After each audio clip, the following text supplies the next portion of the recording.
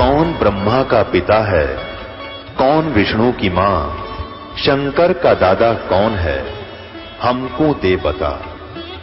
ये जानने के लिए कृपया सुनिए।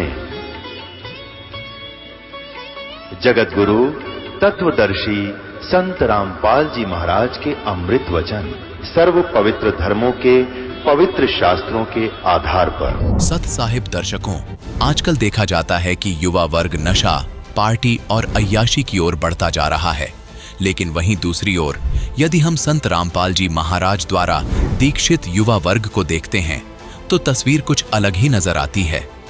संत रामपाल जी महाराज से आज युवा इतना प्रभावित हो रहा है कि वह नशा, अय्याशी और पश्चिमी सभ्यता के दिखावे से दूर हो रहा है। दर्शकों, संत रामपाल जी महाराज द्वारा लिखित पुस्तक जो भी पढ़ता है वह अपने जीवन बदल जाने का दावा करता है। दर्शकों, ऐसी ही एक युवा से आज हम आपको मिलवाने जा रहे हैं, जिनका नाम है नीतू मेहता जी, जो झारखंड की रहने वाली है। दर्शकों, जानते हैं कि नीतू मेहता जी का जीवन संत रामपाल जी महाराज द्वारा बताए गए भक्ति साधना से किस तरह प्रभावित हुआ और आखिर उन्होंने क्यों संत रामपाल जी महाराज से नाम दीक्षा ली। आखिर नाम दीक्षा लेने के बाद उनको क्या अद्वितीय लाभ मिले, आइए सुनते हैं नीतू जी की कहानी, उन्हीं की जुबानी। नमस्कार जी। नमस्कार जी। क्या नाम है जी आपका? मेरा नाम नीतू मेहता है। कहाँ से आए हैं जी आप? जी, मैं ग्राम घंगरी, जिला हजारीबाग, झारखंड से आई हूँ। अच्छा, ये बताइए कि संत रामपाल जी महाराज जी से नाम दीक्षा कब ली आपने? मैंने संत रामपाल जी महाराज से नाम दीक्षा 7 फरवरी 2016 में ली। संत रामपाल जी महाराज जी से क्यों जुड़े आप? जी, मैं संत रामपाल जी महाराज से मैं उनके बहुत सारे अनुभव टीवी पे जो आते थे, उनके सत्संग, उनमें बहुत सारे अनुभव आते थे, तो मैं उसे देखती थी तो उनके तरफ अट्रैक्ट होती थी कि उनसे लाभ मिलते हैं। तो मैंने बस लाभ के लिए उनसे नाम दीक्षा लिया था स्टार्टिंग में। लाभ मिले आपको? हाँ जी, लाभ मिले मुझे। क्या लाभ मिले? जी, सबसे फर्स्ट मैंने जब से मैं पढ़ाई स्टार्ट की और अपने होश संभाला, मतलब जब से सही से पढ़ाई स्टार्ट की मैंने स्टैंडर्ड 5 से, तब से मैंने कभी भी अपने क्लास में अच्छे मार्क्स नहीं लाए। और जिसके कारण मैं चाहती थी कि 12th में मेरे अच्छे मार्क्स आए, मैं अच्छे परसेंटेज से पास हो जाऊं। तो मैंने इसीलिए संत रामपाल जी महाराज से नाम दीक्षा ली थी कि मेरे अच्छे परसेंटेज आ जाएं। और जब मैंने गुरु जी से नाम दीक्षा ली संत रामपाल जी महाराज से, तो मेरे अच्छे परसेंटेज आए 12th में। मैंने कभी आज तक फर्स्ट नहीं की थी, लेकिन मेरे 12th में फर्स्ट रैंक आए, वो भी 71.2% से।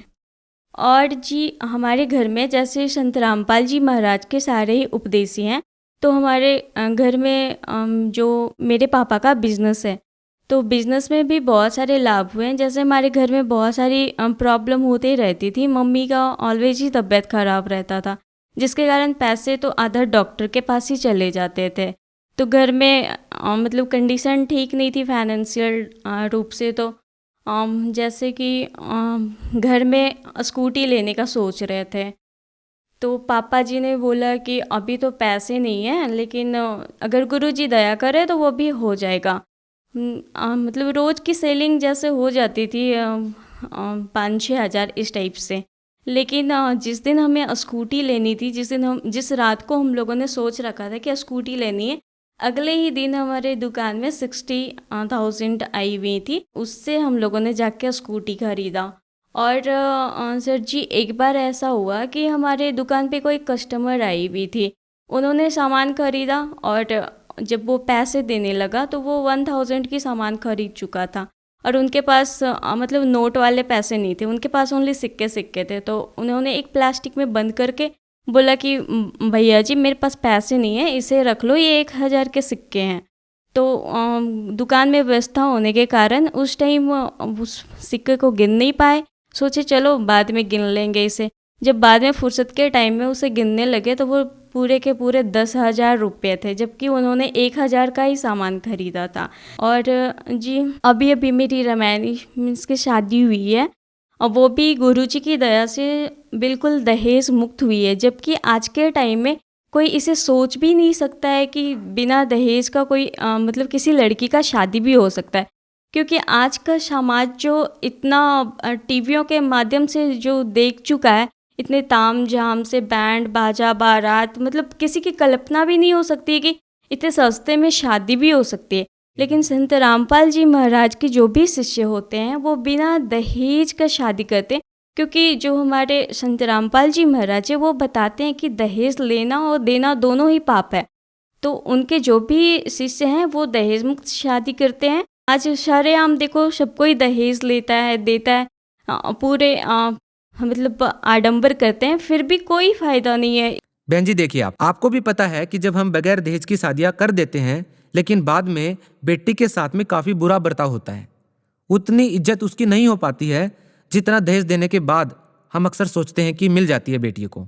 आपके साथ ऐसा कोई अनुभव हुआ है क्या? आपको ऐसा कभी लगता है कि आपके पिताजी ने संत रामपाल जी महाराज से प्रेरित होकर आपकी शादी कर तो दी, लेकिन बाद में कभी आपको ऐसा कुछ सहन करना पड़ा हो जिससे आपको लगा हो कि शायद हमें दहेज दे देना चाहिए था?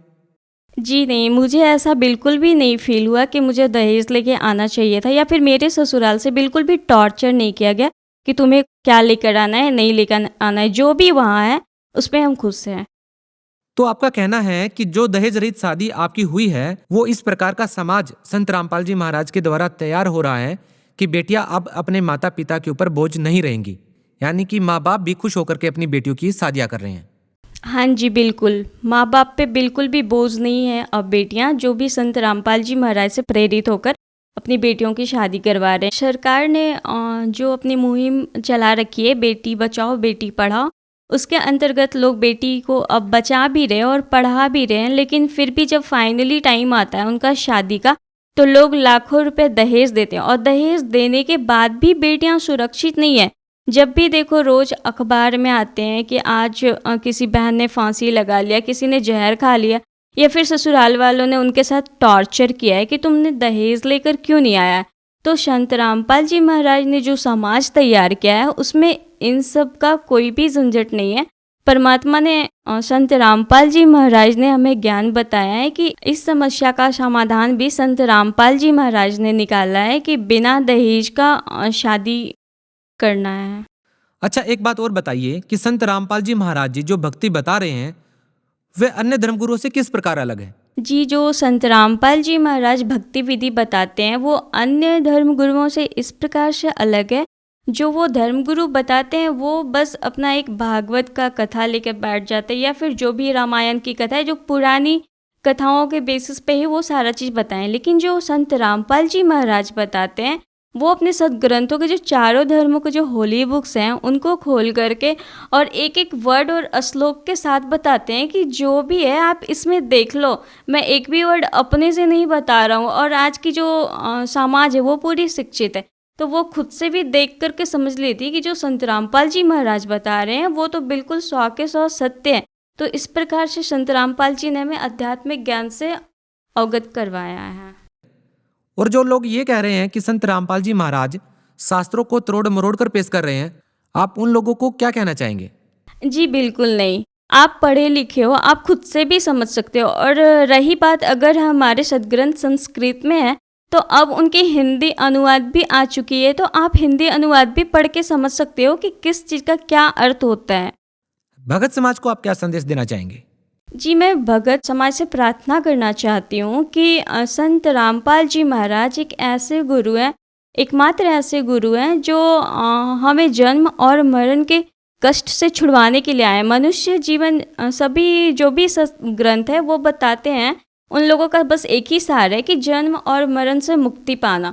तो संत रामपाल जी महाराज जो भी हमारे भक्ति बता रहे हैं और हमारे संत ग्रंथों में जो भी बताया गया है कि जन्म और मरण बस तत्वदर्शी संत ही काट सकते हैं, तो हमारे गीता जी के अनुसार तत्वदर्शी संत संत रामपाल जी महाराज हैं, जो हमारे वेदों शास्त्रों गीता जी का प्रमाण सहित भक्ति बता करके हमें जन्म और मरण से छुटकारा प्राप्त करने के लिए वो सतमंत्र वो भक्ति बताते हैं, जिससे हम इस जन्म और मरण का कष्ट से हमेशा के लिए मुक्ति पा सकते हैं।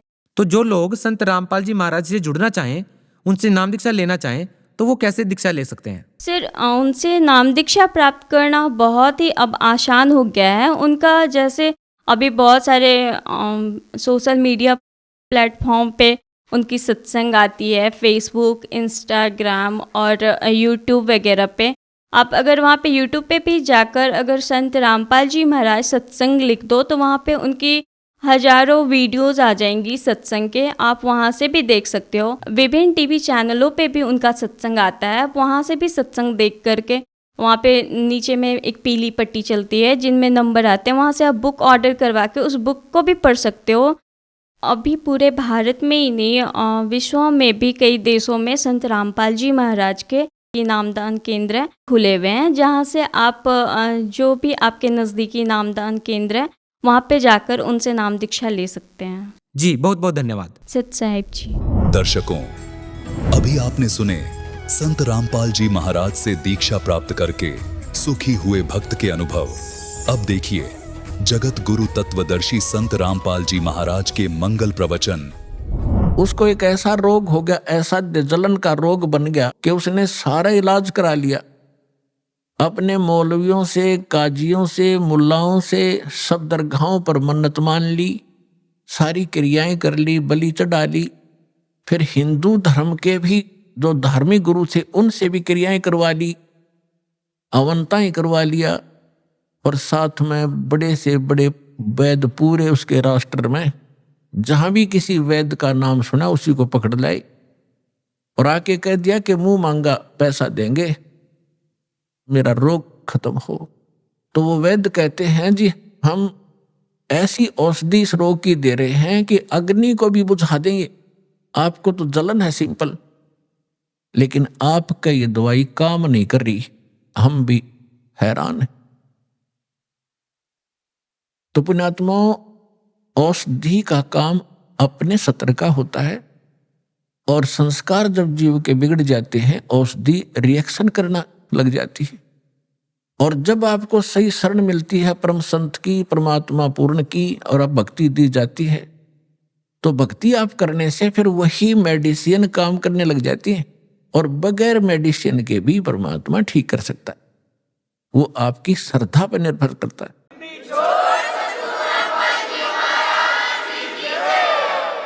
उसके कर्म बिगड़ गए थे, कोई औषधि काम नहीं कर रही थी।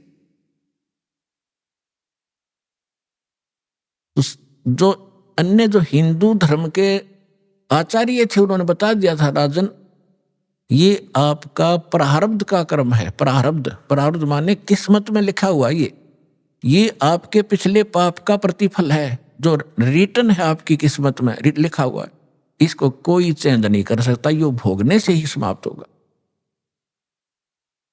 लेकिन बेशक ऐसा कुछ बता भी दिया जाता है, लेकिन दुख में आदमी रुकता नहीं, फिर भी प्रयत्नशील रहता है। उससे पहले एक घटना घटी थी उसके साथ।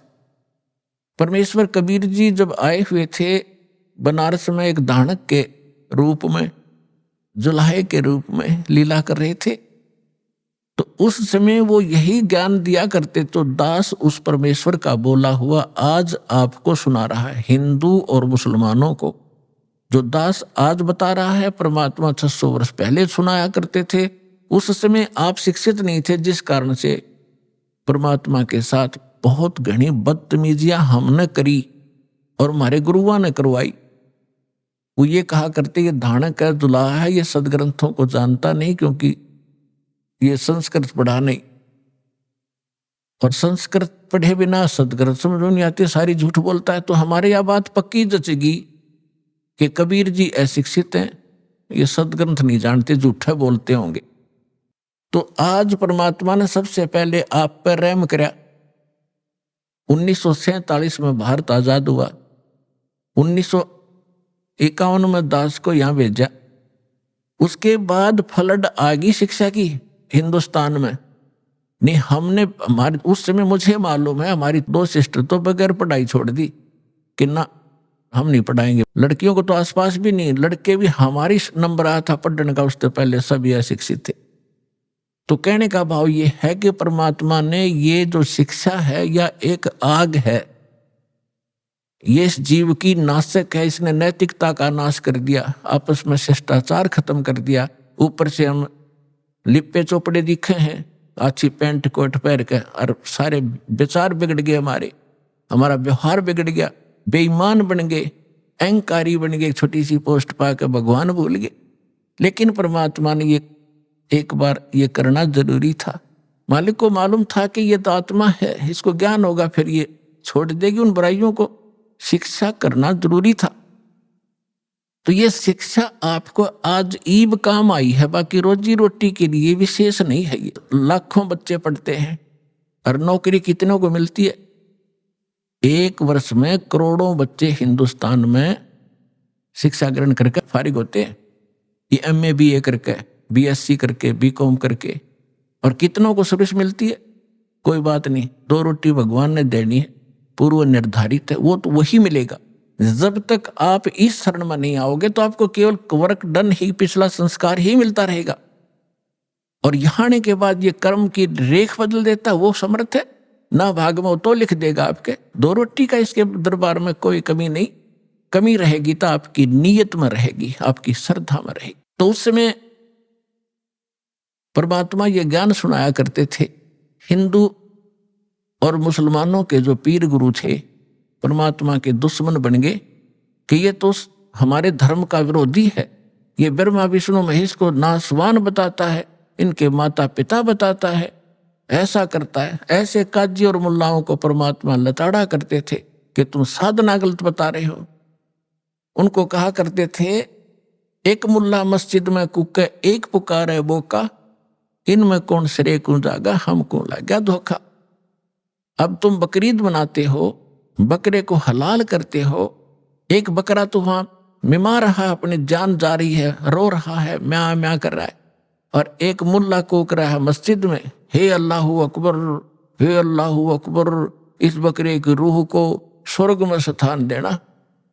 जैसे उस मुल्ला के बाप का नौकर है वो भगवान, उसके कहने तो उसने स्वर्ग में भेज देगा उस बकरे की आत्मा ने।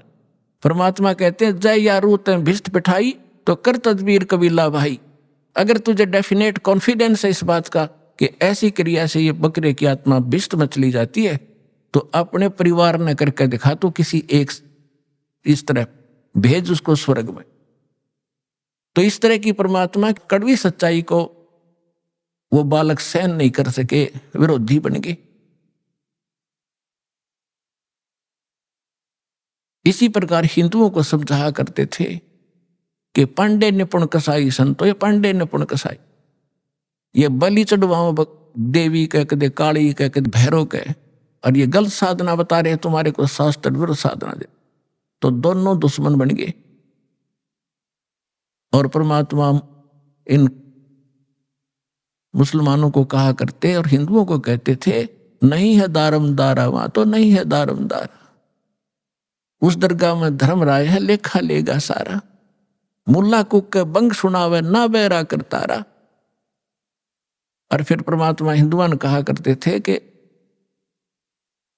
वेद पढ़े पर भेद न जाने, ये बाँचे पुराण 18, और जड़ के आगे भोजन धर्या, और भूल गया सर्जनारा। एक पत्थर के मूर्ति का भोग लगाता फिर, और भगवान ने भूला बैठा है, और बात कर मैं वेद का ज्ञाता हूं। खाक पड़ा तुमने वेद, वेद में लिखा कहीं ऐसी क्रिया करो। तो इससे वो सबक शुद्ध हुए और विरोधी कर दिए सारे मुसलमान उन पीरों और मुल्ला और काजियों ने कि कबीर काफिर है, हमारे धर्म की तौहीन करता है, ये मांस खाने को भी मना करता है, हमें राक्षस बताता है। एक दिन सिकंदर लोधी चला गया वहां पर बनारस में, काशी में, क्योंकि वो पूरा सम्राट था। दिल्ली के बादशाह के अंतर्गत सभी छोटे नरेश नवाब आते थे। तो वीर देव सिंह बघेल काशी का नरेश था। वो राजा सम्राट यानी दिल्ली के बादशाह के अंतर्गत था, जैसे आजकल अन्य स्टेट हैं, लेकिन सेंटर में हमारे प्रधानमंत्री के अंतर्गत आते हैं। ऐसा वो प्रधानमंत्री समझ लो उस समय। तो वहां जाते रहते थे, अपने अन्य नवाबों के पास कुछ टैक्स वैक्स लेते थे वहां से, और उन वहां की पब्लिक की कुछ ग्रीवेंसेज भी सुना करते थे। मुल्लाओं को, काजियों को पता चला कि हमारा बादशाह आया है आज मुसलमान, क्योंकि वो हिंदू था इसलिए वो उसको कंप्लेंट नहीं कर पा रहे थे कि ये नहीं सुनेगा हमारी, बादशाह आ गया। सारे मुल्ला काजी इकट्ठे होकर हजारों की संख्या में जाकर लागे नारे लान। सिकंदर लोधी ने पूछा, भाई बताओ क्या बात है? उन्होंने बताया, जी एक काफिर है हिंदू, नाम कबीर है, जुल्हा के घर जन्म है, और वो हमारे धर्म की बेइज्जती करे, अपने आप को भगवान बताता है। वो कहता है हम या लखला है कुतुब गोस और पीर, गरीबदास खालिक धनी हमरा नाम कबीर। मैं वो अल्लाह अकबर हूँ। भगवान ऐसा कहता, हमारा तो जीना हराम कर दिया है, हमारी तकत नाक काट दी उसने। अब सिकंदर लोधी ने कहा कि लाओ पकड़ के, तो 10 सिपाही लाए पकड़कर परमात्मा को। और सिकंदर लोधी राजा था। राजा लोग पिछले पुण्यकर्मों से ही बनते हैं, इनके अंदर जगह होती है, भगवान से थोड़ा सा डर भी होता है। तो उसने सोचा साधु संत फकीरों को बेमतलब दुखी नहीं करना चाहिए, लेकिन जनता के सामने राजा विवश होता है, अगर इसको कोई दंड नहीं दूंगा तो ये लोग मेरा विरोध करेंगे। इसलिए उसने कहा कि आप अपने आप को खुदा कहते हो। हमारे हजरत मोहम्मद जी ने एक गाय को मारकर वचन से और जीवित कर दिया था। यदि तू अल्लाह है और यह अल्लाह का रसूल है, पैगंबर है, तो इस गाय को हम कत्ल करेंगे, इसको जीवित करना। तो वहां पूरी सभा के अंदर एक गाय कत्ल कर दी। गर्भवती गाय थी, 4 टुकड़े हो गए मां बेटों के। और सिकंदर लोधी ने कहा कि अब करके दिखा जीवित इसको, नहीं तो तेरी गर्दन काट दूंगा। परमात्मा बोले कि किसी भगवान की या किसी परमात्मा के रसूल की ये पहचान नहीं है कि वो मुर्दे ही जीवित कर दे, तभी उसको पहचाना जाता है। उसकी और भी अन्य बहुत पहचान होती है। तो सिकंदर लोधी कहता है मैंने जो कहा वो कर, अन्यथा अगर तलवार निकाल ली। परमात्मा उठे, एक थपकी गाय का लगा दी, एक बच्चे का। गाय भी जुड़ गई, बच्चा भी जुड़ गया, जैसे निशान भी ना हो।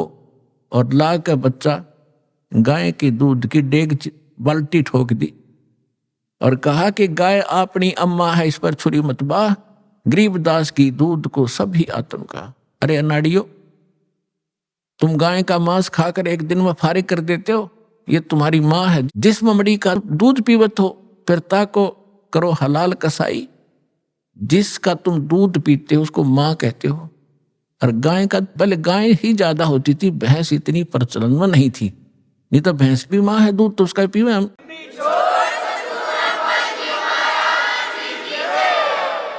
और फिर तुम इसका दूध पीते हो, फिर इसको मारकर खाते हो, तुम्हारी दया को चोर ले गए हैं। तो उस समय सब कांपे खड़े खड़े, क्योंकि ऐसा चमत्कार।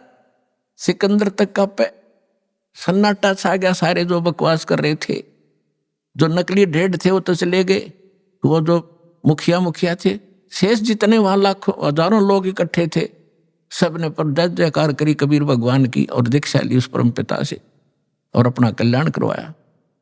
सिकंदर लोधी ने चरणों में लेटकर दंडोत प्रणाम की कि मुझे माफ करो परवरदिगार, मैं पहचान नहीं पाया आपको।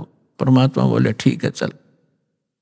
पालकियां बैठा के परमात्मा को पालकियों में आदर के साथ, सत्कार के साथ उनके घर छोड़कर आए झोपड़ी में। ऐसे समर्थ थे कबीर भगवान। तो गाय जीवित करी, मोर ध्वज का पुत्र तामर जो श्री कृष्ण ने जीवित कर दिया, वहां गाय जीवित करी। और सुनाता हूं कथा आगे। अब कुछ दिनों के बाद सिकंदर लोधी को जो दास ने बताया भयंकर रोग हो गया, जिसका कहीं ट्रीटमेंट नहीं हो रहा था। किसी ने बताया कि काशी के अंदर एक बहुत बड़े महापुरुष रहते हैं, वो आशीर्वाद मात्र से स्वस्थ कर देते, मरता क्या नहीं करता। तो फिर से सिकंदर लोधी कई वर्षों के बाद काशी पहुंचा। जब काशी पहुंचा तो वहां का राजा वीरदेव सिंह बघेल कबीर परमेश्वर का शिष्य हो चुका था। उनकी शक्ति और ज्ञान से वो परिचित हो चुका था। सिकंदर लोधी के आगमन पर उसने उसकी जो आओ भगत के लिए बहुत सुंदर मेज के ऊपर काजू, किशमिश, सेब, संतरे, दूध, खीर, हलवा, बड़ी, कचौड़ी,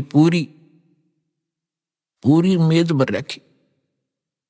सिकंदर बैठ गया और कहा वीर सिंह, मैं तेरे अतिथि सत्कार से मैं प्रसन्न हूं, लेकिन मैं खा कुछ नहीं सकता, मेरे खाए कर मान लेना। वीर सिंह ने पूछा कि कारण क्या राजन, कि मेरे एक ऐसा रोग है जलन का रोग ऐसा होता है जैसे किसी के हाथ पे चाप गिर जा और कितनी पीड़ा होती है। वो तो जल भी जाता है, उपड़ भी जाता है, फलके भी पड़ जाते हैं, लेकिन वो ऐसा रोग होता है, दर्द उतना ही होता है जैसे जले हुए का होता, पर निशान कहीं नहीं होता, चिन्ह नहीं दिखते। ये भयंकर मार उस प्राणी पर पाप के कारण थी। तो उसने कहा कि मुझे ऐसा रोग है और मैंने सब जगह ट्रीटमेंट करा लिया है, और आखिर में हिंदू देवता संतों ने तो कह दिया है कि तने आजीवन आपने ये भोगना पड़ेगा, लेकिन फिर भी मुझे कोई बताता है रुका जाता नहीं, मरता क्या नहीं करता। तो मैंने सुना है कि यहां कोई संत है, और फिर पूछा भी क्या नाम बताया था उसका। उन्होंने बताया, साथ बैठे आए हुए थे उसके काफी व्यक्ति, कबीर नाम बताया जी, कबीर। वीर सिंह से पूछा सिकंदर ने कि आप जानते हो? जी जानता हूं। सचमुच आज आप ठीक ठिकाना आ गए, भगवान आपका रोग नहीं रहेगा, आप ऐसे स्थान पर आए। अब आशा की किरण जागी, बड़ा खुश हुआ, कहने लगा वीर सिंह ला बुला के जल्दी बुलवा उसको। अब वीर सिंह शिष्य किसका? परमेश्वर का। अब गुरु को बुलाने का आदेश वीर सिंह दे तो उसकी भक्ति नष्ट। अब उधर से राजा का आदेश ना माने तो उसकी राज खत्म। अब दो पाटों के बीच फंस के खड़ा हो गया, फिर बुद्धि से काम लिया। उसने कहा कि जो आज्ञा महाराज आपकी श्रोधार्य होगी, लेकिन मैं उनका शिष्य हो चुका हूं और मैंने ज्ञान प्राप्त किया है। ज्ञान में सुना जाता है कि संत को बाई ऑर्डर नहीं बुलाना चाहिए, और यदि हमने बाई ऑर्डर बुला लिया और उन्होंने आकर के रजा बख्शी नहीं तो क्या फायदा बुलाने का, बैठे रहेंगे वो यहां पर। तो सिकंदर ने कहा क्या करना चाहिए आप देखो जी, कि चलो फिर वहीं चलते हैं, उसी के उनके आश्रम पर चलते। वीर सिंह ने बताया जी उनका आश्रम अपना नहीं है, वो तो अपना एक गृहस्थ जीवन जीकर दिखा रहे हैं, जुलाए हैं, उनका काम करते हैं। लेकिन एक आश्रम है उनके गुरु का, रामानंद जी का, वहां आते हैं वो इस समय, ये समय उनका उनकी आरती में शाम में दिल्ली शामिल होने का है, और वहां आएंगे वहीं मिल लेंगे। सिकंदर ने कहा बहुत अच्छा, चलो चलते हैं, हम स्वयं ही चलते, मरता क्या नहीं करता। तो चल पड़े वीर सिंह बघेल और साथ में सिकंदर लोधी और कुछ सैनिक बॉडीगार्ड। लेकिन साथ में उसके एक उनका धार्मिक गुरु आया था, शेख तकी नाम था सिकंदर के धार्मिक गुरु का, और पूरे हिंदुस्तान का वो कंट्रोलर था सब मुसलमानों का, और सिकंदर लोधी का धार्मिक गुरु था। इस करके वो उसको साथ रखता था कि सारे मुसलमान इसके साथ, इसके संकेत से सब चलते हैं लोग, क्योंकि हम पहले से धार्मिक लोगों के अधीन रहे, उनका सत्कार विशेष किया करते, लेकिन ये दुरुपयोग कर गए हमारा। इन्होंने हमारा नाजायज फायदा उठाया, इनको कुछ पता था नहीं, हमें लड़वा के मारे जाते आपस में। हिंदुओं वाले कहते मुसलमान बुरे हैं, मुसलमान वाले गुरु कहते हिंदू काफिर हैं, और लड़ मरो। बुरे जो हैं वो हिंदू भी हैं और बुरे हैं वो मुसलमान भी हैं, अच्छे हैं वो हिंदू भी बहुत हैं और मुसलमान भी बहुत हैं। तो कोई जीव मजहब धर्म के कारण बुरा नहीं होता, कर्म से बुरा होता है। तो दोनों चल पड़े। तो रामानंद जी की थोड़ी ही आपको यहाँ एक थोड़ा कुछ हेडलाइन सी सुनाऊंगा, सारी नहीं। परमेश्वर कबीर जी 5 वर्ष की लीला दिखा रहे थे, लीला में आयु। स्वामी रामानंद जी ब्राह्मण जाति में जन्मे थे, बड़े विद्वान प्रसिद्ध थे, 4 वेदों, 18 पुराण, 11 उपनिषद, महाभारत, गीता, इन सब को कंठस्थ याद कर रखा था, और 104 वर्ष के हो चुके थे जब परमात्मा 5 वर्ष के थे। और 5 वर्ष की आयु में परमात्मा ने उसके 104 साल के विद्वान पंडित के छक्के छुड़ा दिए थे, ज्ञान में नतमस्तक हो गए थे वो। और फिर दिखाया था कि हम ही अलखला हैं कुतुब गोस और पीर, गरीबदास खालिक धनी हमरा नाम कबीर, ए स्वामी सृष्टा में सृष्टि हमारे तीर, दास गरीब अधर बसूं वहां रहता हूं सतलोक में, मेरा नाम कबीर। इस बात से रामानंद क्षुब्ध हुआ था कि तू धाणक का बेटा, जुलाहे का पुत्र, मांग कर तू एक रोटी टुकड़ों पर पलने वाला व्यक्ति अपने आप को भगवान कहता है। तो परमात्मा ने उसका भ्रम तोड़ा था और सतलोक लेकर गए थे, जहां मालिक रहते हैं सचखंड में। वहां देखा था वही धाणक रूप में, एक पहले एक देखा, दूसरा रूप में परमात्मा विराजमान थे, और फिर जाकर उस तख्त पे बैठे भगवान खड़े हो गए थे, और नीचे से 5 वर्ष का वो धाणक का बेटा गया था, वो सिंहासन पर विराजमान हुआ था। और फिर वो तेजों में शरीर उसी में समा गया था, वो भगवान जो दूसरा ओरिजिनल भगवान दिखा था। और फिर उसको वापस छोड़ा था रामानंद जी को, जब कहा था दोहू ठौड़ है एक तू भया एक से तो, और गरीबदास समकार ने तुम आई हो मगजो। बोलत रामानंद जी सुनो कबीर करतार, और गरीबदास सब रूप के तुम ही सृजनहार। मैं भक्ता मुक्ता भया कर्म कुंड भयो नाश, और गरीबदास निज ब्रह्म तुम पूर्ण ब्रह्म आप ही हो, मेरा हुआ दृढ़ विश्वास। तो उसके बाद रामानंद जी ने सभी ब्राह्मणों से कह दिया था भगवान आगे भाई, और ऋषि 1400 तो ऋषि बना रखे थे उस महापुरुष ने, लेकिन वो नकली थे, वो चले गए, कुछ रह गए, तो वो अपना थोड़े बहुत उसके संपर्क में रहे, लेकिन उन्होंने तो भगवान के लिए निकले थे। परमात्मा उनके सामने खड़े थे, उन्होंने परमात्मा के चरण पकड़ लिए 5 वर्ष के बालक के 104 साल के ब्राह्मण ने। तो उसके बाद रामानंद जी को पूर्ण विश्वास हो गया था कि मैं गलत रास्ते चल रहा था और भगवान के लिए मैं भटक रहा हूं, मुझे भगवान मिल ही गया, मैंने समाज से क्या लेना, रहो तो रहो ना जाओ। परमात्मा के ज्ञान से पता चलता है आज हम हिंदू हैं, मृत्यु के बाद हम मुसलमान के घर भी जन्म ले सकते, फिर हम हिंदुओं के साथ लड़ रहे होंगे, ये हमारा ज्ञान है, बच्चों जैसी बात कर रहे।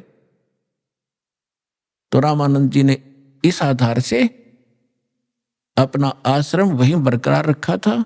वो चेले चाले चले गए थे, थोड़े बहुत रहे थे, तो डेली आरती करा करते थे। शाम के समय परमात्मा भी वहां जाते थे कबीर साहब। तो सिकंदर लोधी और वीरदेव सिंह बघेल जब वहां पहुंचे, वो पहले चले गए समय से, क्योंकि उसका तो लगन लाग रही थी, चल वीर सिंह जल्दी चल। वो घंटा आध घंटा पहले चले गए।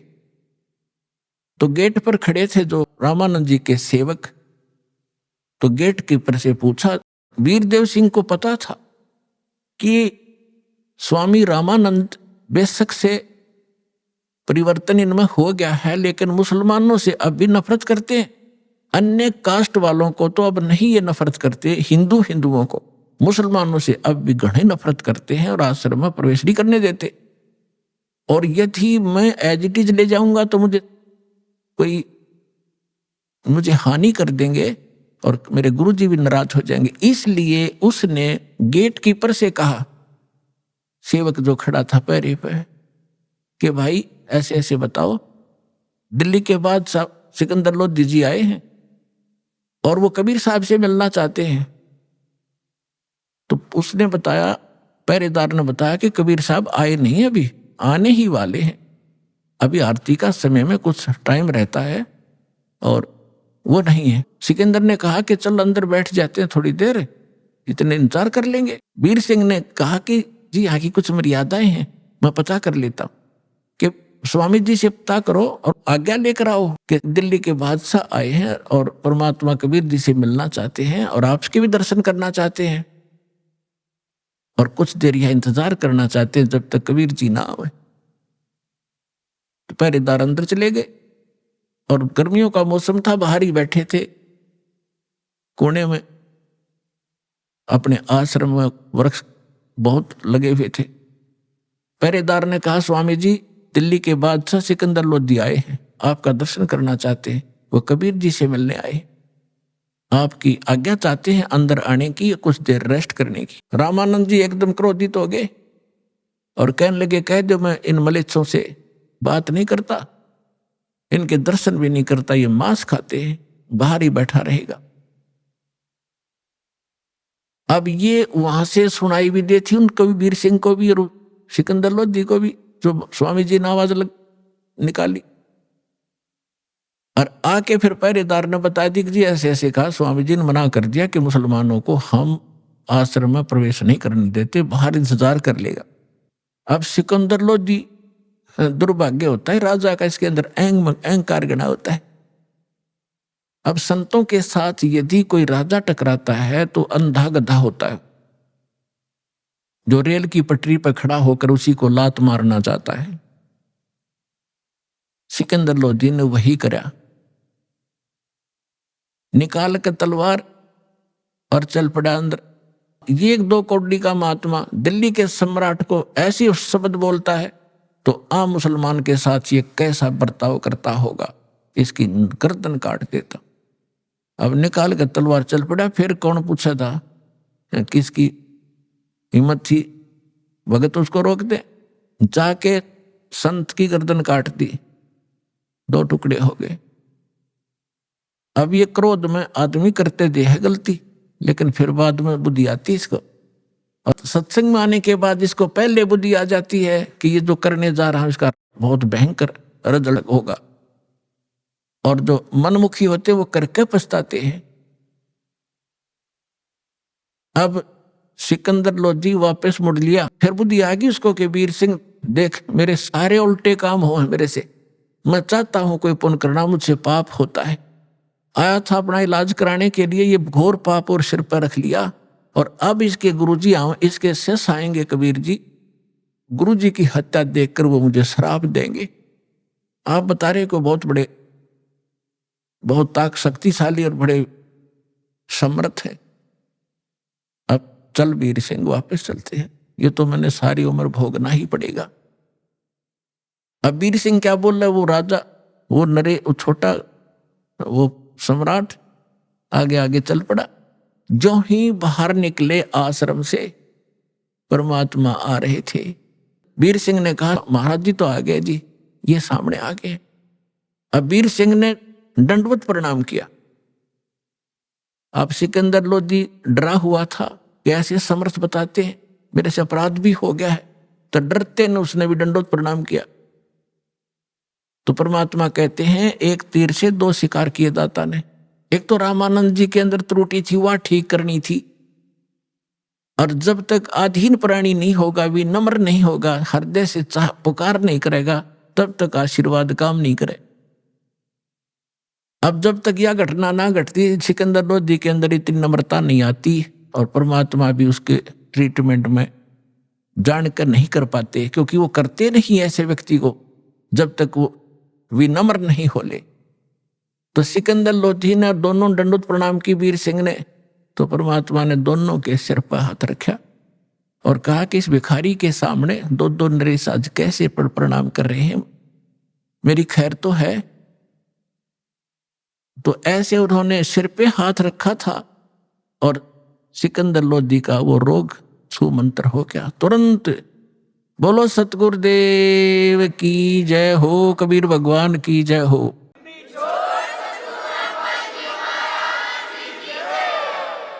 अब सिकंदर लोधी ने दृढ़ता से पैर पकड़ लिए, एकदम स्वस्थ हो गया जैसे कभी रोग था ही नहीं। तब रोता ही रहा, पड़ा पड़ा। कबीर साहब ने कहा उठो राजन, उठो, क्या बात होगी?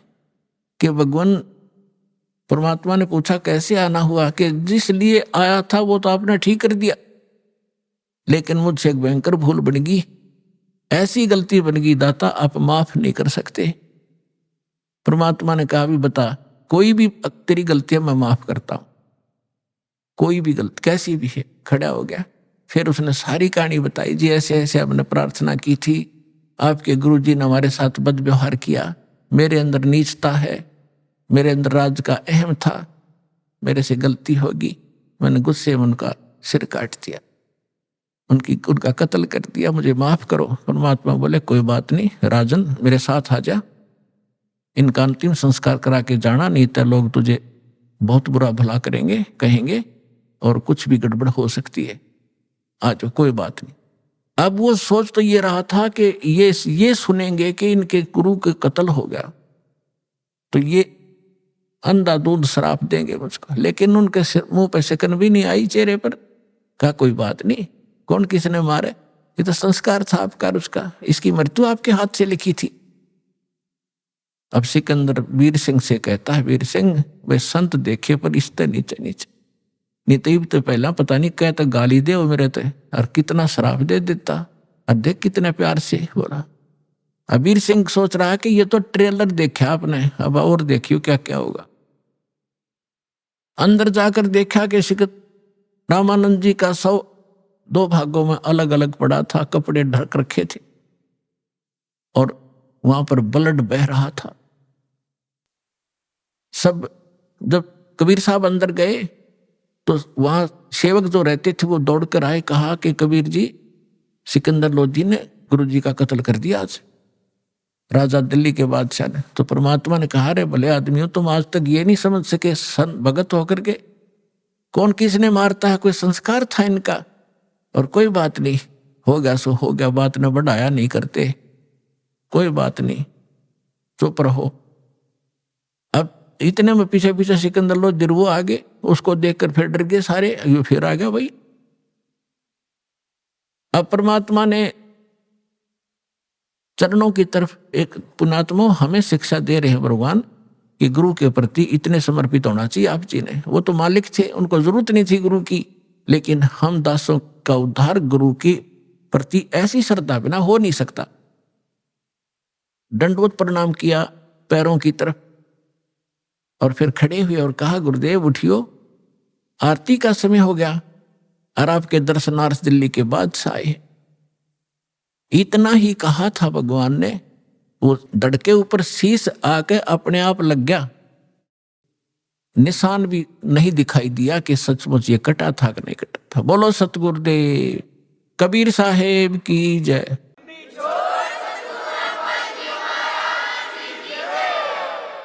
अब रामानंद जी ने जब देखा सामने सिकंदर फिर खड़ा है, उसका फिर तौड़ी पड़ गई सलवटियां माथे पर, लेकिन उधर से दिमाग हटा के कबीर साहब ने, रामानंद जी ने देखा सामने,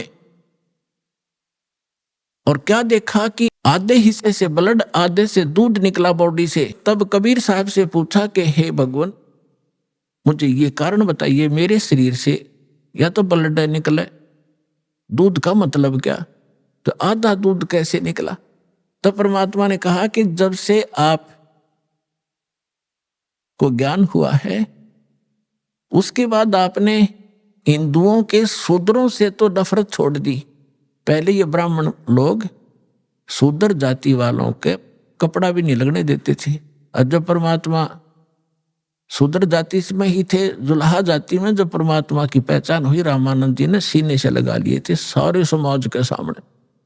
और उसके बाद कोई, उससे पहले वो केवल ब्राह्मणों को दीक्षा देते थे, अन्य को नहीं देते थे। उसके बाद सभी कौम को, हिंदुओं को वो दीक्षा देने लग गए थे। अब परमात्मा ने बताया कि स्वामी जी, हम परमात्मा को तभी प्राप्त कर सकते हैं जब हमारे अंदर से राग और द्वेष दोनों नाश होंगे। आप हिंदुओं से तो नफरत करना छोड़ चुके हो, शूद्रों से, लेकिन मुसलमानों से अभी नफरत करते हो। परमात्मा के सब बच्चे हैं आपके, आज तक आप भी यही सोच रहे हो कि ये मुसलमान और ये हिंदू है। उस मालिक के जीव हैं हिंदू और मुसलमान, यह हमने अलग से अपनी पहचान बनाकर हम दो बढ़कर दुखी हो रहे। 1 घंटे तक परमात्मा ने इसी विषय पर सत्संग सुनाया। रामानंद जी की आंखों में आंसू पड़ने लगे, कहने लगा, भाई मैं गढ़ा निकम्मा आदमी था, आज तक मेरे अंदर ये दोष बरकरार था, आपने मेरी आंख खोल दी। खड़ा होकर उस महापुरुष ने सिकंदर लोधी को सीने से लगा लिया कि बेटा मेरी घड़ी भूल थी, आज मेरी आंख खोल दी मेरे बच्चे ने, भगवान है ये, लेकिन आज मेरी वो सारा दोष भी समाप्त हो गया। आज के बाद मैं किसी के प्रति कोई नफरत नहीं रखूं। बोलो सतगुरुदेव।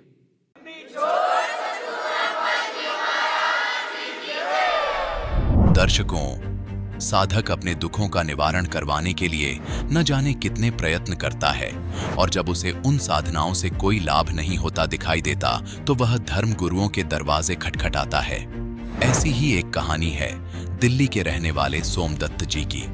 सोमदत्त जी परमात्मा प्राप्ति के लिए 30 साल राधा स्वामी पंथ से जुड़े रहे। उनके द्वारा बताई गई भक्ति साधना करते रहे, लेकिन फिर भी इन्हें कोई लाभ नहीं मिला। सोमदत्त जी शारीरिक रूप से और मानसिक रूप से पीड़ित हो चुके थे। इन्हें कोई भी आध्यात्मिक संतुष्टि नहीं मिल रही थी। लेकिन आज सोमदत्त जी का कहना है कि मेरी जिंदगी तब बदली जब मुझे संत रामपाल जी महाराज की शरण मिली। दर्शकों, आखिर संत रामपाल जी महाराज ऐसा कौन सा ज्ञान बता रहे हैं कि श्रद्धालु अन्य पंथों को छोड़कर संत रामपाल जी महाराज की शरण में खींचे चले आ रहे हैं। आइए जानते हैं कि आखिर इसकी सच्चाई क्या है। आइए सुनते हैं सोमदत्त जी की कहानी उन्हीं की जुबानी। नमस्कार सर। नमस्कार सर। सर क्या नाम है आपका? मेरा नाम सोमदत्त है जी। सर कहाँ से आए हैं आप? मैं साधनगर दिल्ली पालम से आया हूँ जी। सर संत रामपाल जी महाराज से नाम दीक्षा लेने से पहले आप क्या भक्ति साधनाएं करते थे? मैं संत रामपाल जी महाराज से नाम लेने से पहले ये राधा स्वामी सत्संग ब्यास की गद्दी है, वहाँ से दीक्षित था। सर आप राधा स्वामी ब्यास से कितने साल तक जुड़े रहे और आपने वहाँ क्या क्या भक्ति साधनाएं की? मैं वहाँ से करीब 30 साल राधा स्वामी जो गद्दी थी उसकी मैं दीक्षित रहा हूँ। और जैसे वो भक्ति बताया करते थे वैसे अपने मतलब दिल से करते भी थे, लेकिन कोई विशेष लाभ उसमें नहीं होता। वो उसमें 5 मंत्र देते थे, ज्योत निरंजन, ओंकार, रंकार, सोहंग और सतनाम, लेकिन उसका विशेष लाभ कोई नहीं मिला जी। करते रहे। फिर एक बार हमारी पत्नी को जो है पित्त की थैली में जैसे पथरी थी तो उसको बार बार दर्द उठता था। तो हम उसके इलाज के लिए काफ़ी मतलब वैद्यों से भी दिखाया, उधर भी दिखाया। डॉक्टरों का तो ये इलाज था कि इसका ऑपरेशन करवाना पड़ेगा, लेकिन पत्नी हमारी ऐसे थोड़ी कमज़ोर दिल की है, उसने कभी ऑपरेशन के लिए तैयारी अपनी करी नहीं। 31 मार्च 2005 की बात है। तो उस दिन मैंने छुट्टी कर रखी थी घर पे। तो पेपर ये जो हिंदुस्तान जो नवभारत टाइम्स है उसमें एक न्यूज़ आई थी।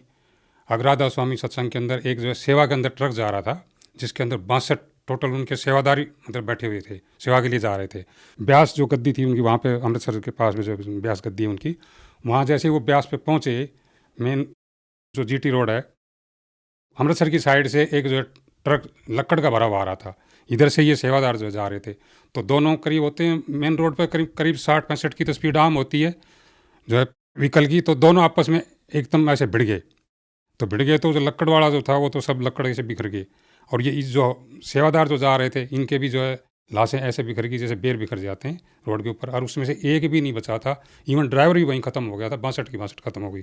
और उसमें ज़्यादातर जो है ऐसे थे नौजवान लड़के, कोई 30 साल का था, कोई 35 साल का था, कोई 40 साल का था, हमारे जैसा बुजुर्ग कोई 60-65 का, उसमें कोई 1-2 ही था। अब परमात्मा की सेवा में जा रहे हैं वहाँ, और उसको परमात्मा समझते थे भाई चलो हमारी हर तरह की राहत मिलती है, भाई शारीरिक भी, मानसिक भी, जैसे भी आध्यात्मिक। लेकिन उसी के दर पे जा रहे हैं और वहीं जा कर के सारे ख़त्म हो गए। तो वो जैसे मैंने न्यूज़ उस दिन देखी, पढ़ी पेपर के अंदर, तो मुझे बहुत दुख हुआ, बहुत रोना आया। मैं सारा दिन रोता रहा, और मुझे एक ही चीज़ उससे मतलब आभास हुआ कि भाई ये भगवान नहीं है, हम तो ऐसे ही जो है काल के चक्कर में कहीं फंसे हुए थे। मतलब ऐसी घृणा हो गई। उनका अप्रैल के अंदर फिर सत्संग था। अप्रैल के अंदर जो सत्संग होता उनका 3 दिन का राधा स्वामी पंथ का, तो वो डेट उनकी जैसे फिक्स थी, उसमें जाना था। मेरे पुराने साथी थे जैसे जाया करते थे उपदेशी राधा स्वामी पंथ से। उस दिन मैं नहीं गया, 3 दिन नहीं गया, मैं घर पे रहा। हालांकि छुट्टी भी थी, वो सेकंड सैटरडे पड़ता है उसमें 2 दिन का, तो 1 दिन की छुट्टी कर लेते थे, लेकिन मैं घर पे ही रहा, नहीं गया। तो उसका टेलीफोन आता है मेरे साथी का जो बिल्कुल निजी था, जिसको मैंने वहाँ से उपदेश भी दिलवाया था। वो कहने लगा ये आप सत्संग में आज नहीं आए, क्या बात हुई भाई साहब? मैंने कहा मुझे भाई ये तो काल का मार्ग है, ये तो भगवान नहीं है, यहाँ तो बहुत बड़ा धोखा हो रहा हमारे साथ में। मैं इसमें नहीं जानता, परमात्मा कहीं धरती पे होंगे तो उस परमात्मा की खोज करेंगे अब तो। ऐसा मैंने कह के उनको टाल दिया। वो नाराज़ होने लगा, कहता आपने इतने जीवों को जोड़ दिया, आप कैसे कर रहे हो, ये परमात्मा नहीं है। मगर आपने न्यूज़ देखा सुना था, अभी 31 मार्च की बात है, 31 मार्च 2005 में पेपर में नवभारत टाइम्स में आप पढ़ के देखना, आपके पास रखा होगा, तो 2-3 दिन पहले की बात है मुझे ये। और वो कहने लगे जी देखा था, लेकिन ये तो प्रारब्ध के अनुसार भुगतना ही पड़ता है। मुझे इसमें प्रारब्ध क्या करेगा बताओ? जब हम परमात्मा की शरण में जा रहे हैं, उसको भगवान मानते हैं, तो हमें इन दुखों से, कष्टों से भी राहत नहीं मिलती है, तो फिर क्या भक्ति करने का क्या फ़ायदा हमारा? यानी मेरे बिल्कुल घृणा हो गई जब तक मेरे को संत रामपाल जी महाराज से कोई मतलब किसी तरह का भी कोई मतलब भेद नहीं मिला था। तो फिर वो नाराज़ हो गए, कहने लगी ऐसे कैसे चलेगा, आपने तो इतने जो है इतने साल भक्ति करी, छोड़ दिया, काल के उल्टे आप ही काल के मार्ग में चले गए, हमें कह रहे हो काल का मार्ग बता रहे हो। मगर जो कुछ भी है मैं तो ये जो है इधर झाँकूंगा भी नहीं। इसके बाद मैंने उनको स्पष्ट बोल दिया। तो सर आपने बताया कि आप राधा स्वामी डेरा ब्यास की 30 साल तक भक्ति करते रहे, लेकिन आपको बहुत बड़ा झटका लगा जब राधा स्वामी ब्यास की तरफ 62 लोग जा रहे थे और ब्यास के आउटर पर पहुंचते ही उनका एक्सीडेंट हुआ और वो 62 के 62 की मौत हो गई, जिससे आपको लगा कि राधा स्वामी डेरा ब्यास जो है वो असली भक्ति नहीं है बल्कि एक काल का मार्ग है। गलत भक्ति है, तो फिर संत रामपाल जी महाराज की शरण में आप कैसे आए? उसके बाद क्या होता जी, उन दिनों में जो है ये आस्था चैनल चलता था, तो मैं आस्था चैनल पे और भी जैसे धार्मिक ये संत महंतों के सत्संग जैसे प्रवचन आते रहते हैं धार्मिक चैनल पे, मैं सुनता रहता था भाई कौन क्या कह रहा है। तो वो जो खास कोई विशेष मुझे छोटी मोटी उनकी बातें कोई लगती थी वो नोट कर लेता था पेपर पे, लेकिन जो दिल से संतुष्टि नहीं हुई।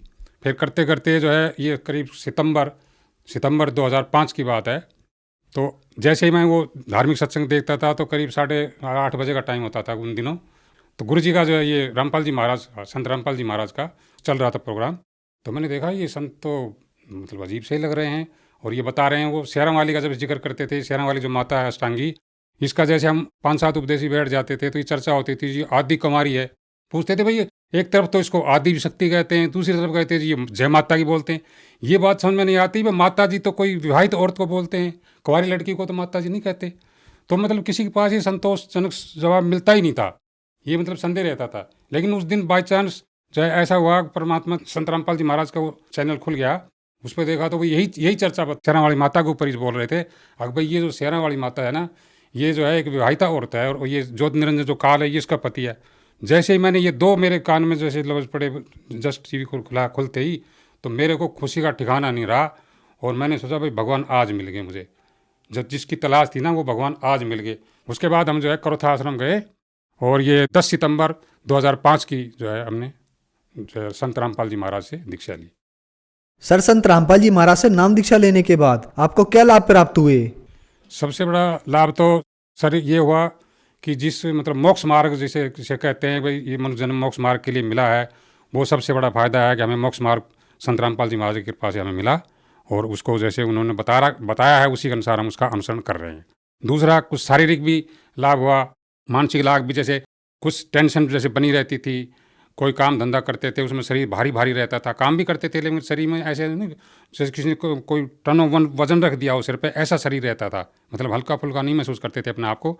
जैसे रामपाल जी महाराज से दीक्षा ली उसके बाद शरीर ऐसे एकदम हल्का फुल्का हो गया, और एक तरह से मतलब अंदर खुशी सी मतलब छाई रहती है, कोई उदासी महसूस नहीं होती। जब हमने 10 अप्रैल 2005 को संत रामपाल जी महाराज से दीक्षा ली, तो उस टाइम हमने कोई किसी प्रकार की भी प्रार्थना नहीं करी थी अलग से, भाई ये हमारे पास ये कष्ट है, हमारे ऊपर ये कष्ट है जी, दूर कर दो। जो पत्नी को जो है 13-14 साल से पित्त की थैली में पथरी थी, और 13-14 साल से हमने डॉक्टरी इलाज भी करवाया, लेकिन उन्होंने डॉक्टरी इलाज में यही कहा था कि इसका ऑपरेशन के सिवाय और कोई चारा नहीं है। लेकिन जैसे ही हमने 9 सितंबर 2005 में जैसे ही संत रामपाल जी महाराज से दीक्षा ली, उसके तुरंत उसी क्षण से आज तक वो पित्त की थैली का दर्द बिल्कुल ही हमारी पत्नी को नहीं होता है।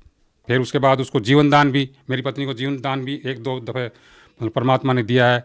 पहली दफ़े तो ये 24 अगस्त 2011 की बात है, उस समय जो है इसी वजह से शुगर की जैसे प्रॉब्लम ज़्यादा बढ़ जाती है, तो मैंने उनको एडमिट करवा रखा था।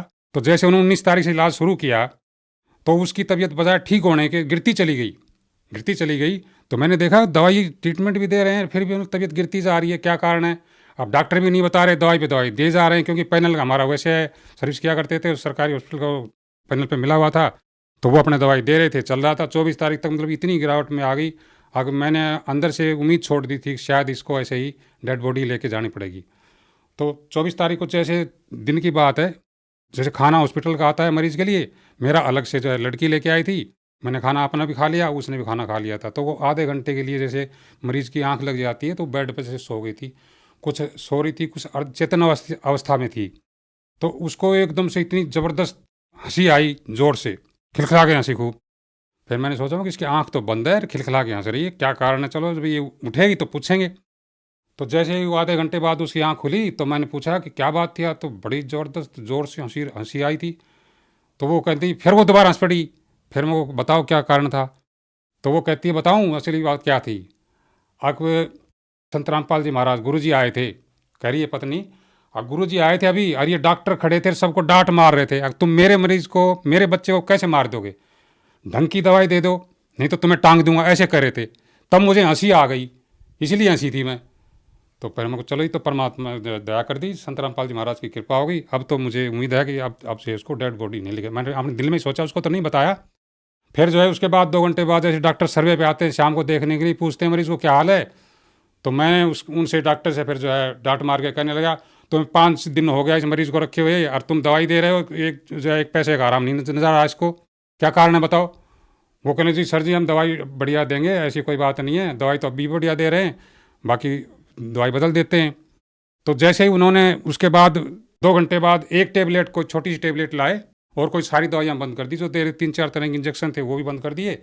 एक ही टेबलेट दी उन्होंने, वो शाम को दी और सुबह दी, और सुबह फिर 11 बजे जो है दूसरे दिन छुट्टी कर दी। संत रामपाल जी महाराज की दया से मेरी पत्नी को इतना लाभ मिला, उनको जीवन दान एक तरीके से समझिए उनको मिला। दूसरा मेरी पत्नी को ये लाभ मिला शारीरिक कि वो बच्चे को, मेरी बिटिया का जो बेटा था उसको नहला रही थी और फर्श पर गीला फर्श होने की वजह से उस पर गिर गई थी और रीढ़ की हड्डी में 2 जगह फ्रैक्चर हो गया था, पीछे ऐसे चित्त गिरने से 2 जगह फ्रैक्चर हो गया। उसकी आवाज़ चली गई थी। मैं घर पे भी नहीं था उस टाइम, मैं कहीं बाहर आया हुआ था, सेवा पे आया था इधर। तो उन्होंने बताया मेरे को टेलीफोन करके ऐसी ऐसी बात हो गई है और मम्मी को चोट लग गई है। कोई बात नहीं। फिर मैं शाम को जैसे घर पहुंचा तो देखा उसकी आवाज़ बंद थी, उठ भी नहीं पा रही थी।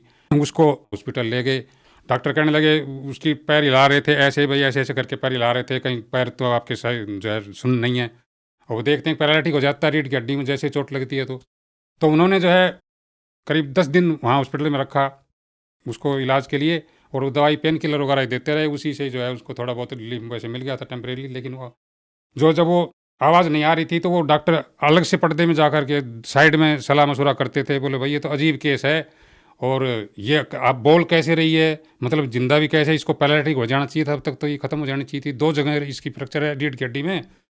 तो मतलब वो ट्रीटमेंट भी दे रहे थे और अचंभित भी थे वो। तो फिर जैसे हमने तो पता था भाई संत रामपाल जी महाराज से हमने जैसे दीक्षित ले रखी है, उनकी कृपा से ठीक हो जाएंगे। उसी दौरान जो है 9 जून का इधर रोहतक के अंदर भंडारा था, उसमें उसने कहने लगी मैं भी जाऊँगी। मैंने कहा कि ऐसे कैसे जा पाओगे, हम तो हॉस्पिटल में एडमिट हैं, जबकि हमें 12 जून को छुट्टी मिली थी उस दौरान। तो कहने लगी कैसे भी हो, चाहिए मर ना हो, मैं जाऊंगी ज़रूर। डॉक्टरों ने भी जो है परमिशन नहीं दे रहे थे, कहते भाई हम ऐसी हालत में कैसे परमिशन दे सकते हैं, आप कह रहे हो ये ऐसी मरीज जाने का थोड़ी है। लेकिन संत रामपाल जी महाराज की ऐसी कृपा रही, हमसे स्पेशल गाड़ी करके ले गए और उसको उसमें बैठा लेटा करके, और भंडारा भी वहाँ पर किया, भंडारा करके फिर वापस आ भी गए हम 4 घंटे में। ऐसी मतलब दया मेरे संत रामपाल जी महाराज की रही, और उसको जीवन रात वो बिल्कुल ठीक है, अपने पैरों पर चल सकती है आराम से, कोई ये नहीं कह सकता इसकी रीढ़ हड्डी में कोई ऐसी प्रॉब्लम आई थी। एक बार मैं रास्ते में जा रहा था, रास्ते में चलते चलते पैर पे मेरे को सांप सर्प ने काट लिया था, और उसके लिए मैंने कोई इलाज वगैरह भी नहीं किया। संत रामपाल जी महाराज की कृपा से वो बिल्कुल, मैं आज बिल्कुल ठीक ठाक हूँ, कोई किसी प्रकार की मेरे पैर में कोई परेशानी नहीं है, और मैं 15 दिन में बिल्कुल नॉर्मल अपने आप को महसूस करने लगा था। सर आपने बताया कि एक भयानक एक्सीडेंट जो राधा स्वामी डेरा ब्यास में हुआ, उसे देखने के बाद आपका दिल टूट गया था राधा स्वामी डेरा ब्यास से। उसके बाद आपने संत रामपाल जी का ज्ञान सुना समझा, तो संत रामपाल जी से आपने नाम दीक्षा ली, और संत रामपाल जी से नाम दीक्षा लेने के बाद शारीरिक और आध्यात्मिक लाभ हुए। आपकी पत्नी को भी लाभ मिला, उनकी बीमारी से उन्हें निजात मिला। तो जो श्रद्धालु आपको देख रहे हैं, आप उन्हें क्या संदेश देना चाहेंगे? उनको मैं यही कहना चाहूँगा, जैसे और जितने भी नकली संत हैं या राधा स्वामी पंथ जैसे और भी बहुत से नकली पंथ चल रहे हैं, वो सारे काल के मार्ग हैं, और जो शास्त्र भी उनके पास कोई भी शास्त्र के अनुसार कोई साधना नहीं है। और ये संत रामपाल जी महाराज शास्त्रों के अनुसार जो है जितने भी हमारे धार्मिक पवित्र ग्रंथ हैं, जैसे बाइबल है, कुरान शरीफ है, पवित्र 4 वेद हैं, गीता जी है, इनमें जो छुपे हुए गूढ़ रहस्य को इन्होंने खोल खोल के सारा समझाया दिखाया है। उन्हीं के अनुसार जो है शास्त्र अनुसार साधना करने से ही हमें जो है सच्चा मोक्ष मिल सकता है और सच्ची साधना मिल सकती है। और बाकी इनको छोड़ करके पूरे विश्व में कोई भी इनके मतलब बराबर कोई संत नहीं है। सर्व भक्त समाज से मेरी हाथ जोड़ करके विनती है कि संत रामपाल जी महाराज से अपनी दीक्षा लेकर के अपना आत्म कल्याण करवाएं, अपने परिवार का भी आत्म कल्याण करवाएं। धन्यवाद सर। धन्यवाद।